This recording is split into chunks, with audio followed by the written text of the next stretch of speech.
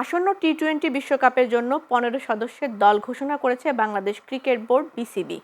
আজ 15 সদস্যের দল ঘোষণা করেছে বিসিবি। অভিজ্ঞতা ও তারুণ্যের সমন্বয়ে গড়া এই দলে জায়গা পেয়েছেন একাধিক নির্ভরযোগ্য অলরাউন্ডার ও শক্তিশালী পেস আক্রমণ।